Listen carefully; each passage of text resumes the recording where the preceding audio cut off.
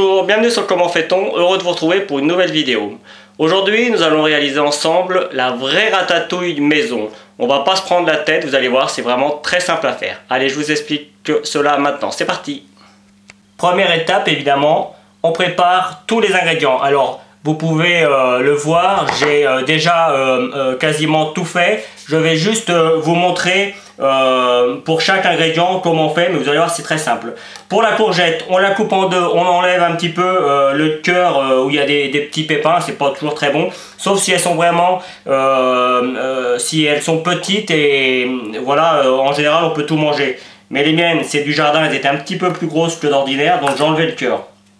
Donc simplement, on va les couper, là je vais le couper à peu près en 5, hop, voilà, de façon à faire des carrés, des tubes plus ou moins homogènes, de façon à ce que tout cuit de la même manière. Donc on va faire ça pour la courgette. Vous voyez, hein, c'est vraiment très simple, on n'est pas très exigeant, hein. N'oubliez pas que c'est une ratatouille maison, donc ça doit se faire dans la bonne humeur, sans être trop exigeant. Pour les poivrons, alors moi j'ai pris des poivrons rouges et des poivrons jaunes pour donner un petit peu de couleur à tout ça, mais évidemment vous pouvez mettre uniquement des poivrons rouges ou uniquement des poivrons jaunes ou uniquement des poivrons verts, c'est suivant. On enlève le cœur, vous voyez, simplement, on le met de côté, on va taper un peu pour enlever les petits pépins qui sont pas bons. On enlève également la petite partie blanche. On met de côté. On fait pareil avec la petite peau qu'il y a au milieu. Voilà. Et simplement, dans le même esprit que pour les courgettes, on va couper en bandes dans un premier temps. Puis on les réunit et on découpe. Vous voyez, hein, on essaye d'être le plus homogène possible, mais même s'il y en a un qui est un petit peu plus grand que l'autre, ce n'est pas grave. On les met de côté. On fait pareil. Alors pour la tomate, simplement, comme moi j'ai des tomates du jardin, elles sont un petit peu de toutes les tailles, donc j'en ai mis un petit peu plus, mais comptez à peu près 6 belles tomates, hein. Donc pour cela, on les coupe d'abord en 3, puis après, hop, on enlève juste le petit cœur qui est toujours un petit peu dur et qui n'est pas toujours très bon à manger. Voilà, et puis après, on les coupe grossièrement, sachant que la tomate, ça va fondre et il restera quasiment plus rien. Vous voyez là, il y a le petit cœur, ça en général c'est pas très bon, donc on l'enlève tout simplement. Une chose, sachez que si vous le souhaitez, vous pouvez enlever la peau de la tomate, si vous n'aimez pas ça. C'est pas compliqué à faire. Il faut juste les faire chauffer de l'eau, les plonger quelques minutes dans l'eau chaude. Vous faites une petite croix dessus pour que la peau s'enlève plus facilement. On les trempe quelques minutes dans l'eau froide et vous allez voir, la peau va s'enlever toute seule. Mais là pour la recette, c'est pas vraiment nécessaire. On les enlève donc et on les met avec les tomates. Pour les oignons, pareil. J'ai choisi de mettre des oignons blancs et des oignons rouges, toujours dans un souci de couleur, et puis c'est aussi suivant ce qu'on a dans le jardin, puisque je cuisine principalement avec mon jardin, mais vous pouvez le faire qu'avec des oignons blancs, hein, ça marche très bien.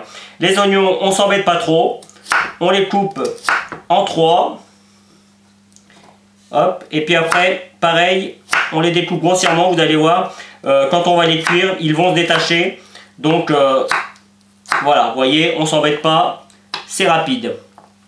En revanche, pour le morceau d'ail, on peut le laisser entier, ce qui va être mon cas, ou alors on le découpe en petits morceaux, ça c'est suivant chacun. Vous faites pareil avec les aubergines, pour ma part elles sont déjà coupées pour éviter que la vidéo dure trop longtemps. Les aubergines elles se coupent de la même manière que les courgettes, donc voilà, maintenant tout est prêt. On va prévoir également un petit peu de romarin et du thym. Vous pouvez mettre également une petite feuille de laurier si vous en avez, hein, ça sera super bon. Pour l'assaisonnement, il faudra juste du sel, du poivre, éventuellement un petit peu de piment d'Espelette et ce sera parfait. On va donc passer maintenant à la cuisson. Alors, personnellement, pour la cuisson, j'ai pris une grande cocotte. Déjà parce que j'ai pas mal d'ingrédients, hein. Moi c'est au moins pour 8-10 personnes, et puis de toute façon c'est mieux d'avoir quelque chose d'un petit peu plus grand suivant, même si vous faites pour 2-3 personnes, prenez une grande casserole de façon à pouvoir mélanger tous les ingrédients assez facilement. On va mettre notre casserole à chauffer, à feu doux, hein, on y va tranquillement. On va prendre un petit peu d'huile d'olive et on va en tapisser le fond. Alors vous pouvez également mettre une petite huile de tournesol, ça marchera très bien. Mais comme là on cuit les ingrédients à feu doux, l'huile d'olive sera vraiment parfaite.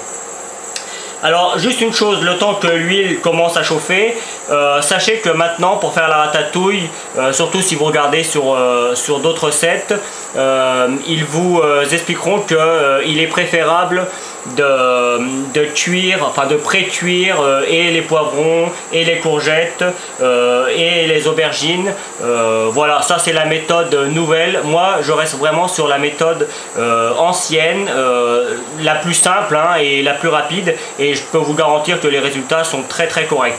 Alors paraît-il qu'en cuisant les ingrédients chacun à leur tour, puis on les ajoute après tous ensemble, le goût est plus prononcé.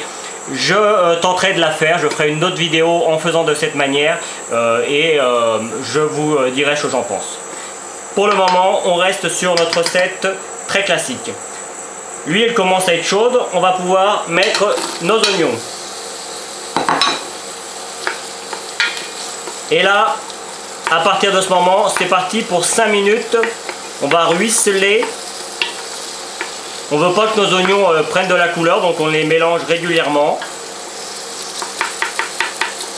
Donc évidemment, je ne vais pas mettre la vidéo pendant 5 minutes, hein, mais vous avez compris le principe.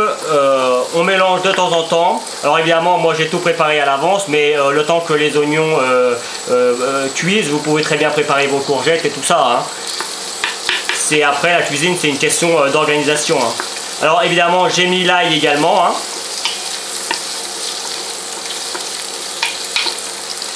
Voilà, donc c'est parti pour maintenant 3-4 minutes. Voilà, alors je m'excuse par avance s'il y a un petit peu de fumée à côté de la vidéo, hein, pour filmer avec une grande casserole comme ça, je ne peux pas faire autrement. Donc comme vous pouvez le constater, les oignons commencent déjà à se détacher, comme je vous avais expliqué tout à l'heure. D'où l'importance de ne pas trop s'embêter à les découper. On va maintenant rajouter les aubergines. Alors les miennes, elles ont noirci un petit peu parce que je les avais laissées au frigo. Mais ça n'a aucune incidence sur la recette. Évidemment, comme d'habitude, on mélange. Et comme les poivrons et les aubergines mettent à peu près le même temps à cuire, on va les pré-cuire avec les poivrons. Et c'est reparti pour 5 minutes.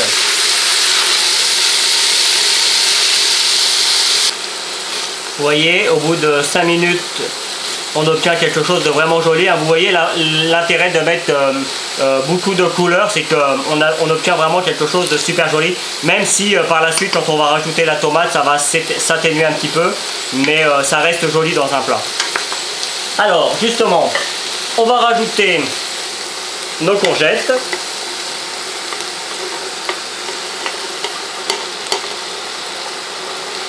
Alors moi, c'est des courgettes du jardin, comme je l'ai dit. Elles étaient un petit peu grosses, donc normalement il faut deux courgettes classiques, hein, pour la recette que je fais. Bon, même si on a un petit peu plus, c'est pas très grave.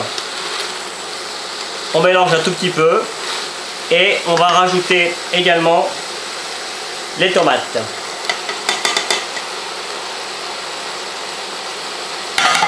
Comme on met des tomates, pour éviter que ce soit trop amer, on va rajouter,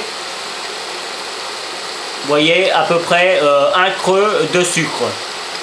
C'est juste pour enlever l'acidité de la tomate.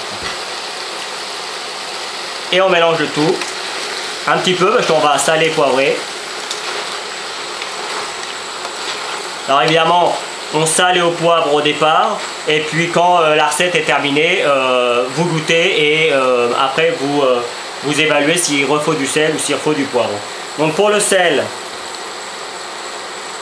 on met dans la main. Là, il faut une grosse poignée. Une grosse poignée de sel. Et puis le poivre, on n'hésite pas, on y va direct. Je vous l'ai dit, si vous voulez, vous pouvez mettre un petit peu de piment d'Espelette par exemple. On va rajouter nos herbes, c'est-à-dire le romarin et le thym. On les retrouvera de toute façon. Donc on peut les mélanger direct à la préparation. Et voilà, à partir de ce moment, la recette est quasiment finie. Il n'y a plus qu'à laisser cuire pendant au moins 40 minutes. Mais évidemment après, ça dépend du feu que vous avez et tout ça. Donc ça peut aller jusqu'à 45-50 minutes. La chose, c'est de regarder comment sont les ingrédients. Et dès qu'ils commencent à être bien ramolli, enfin on voit bien de toute façon on peut piquer avec un couteau et tout s'enfonce parfaitement, c'est là qu'on voit que c'est bien cuit.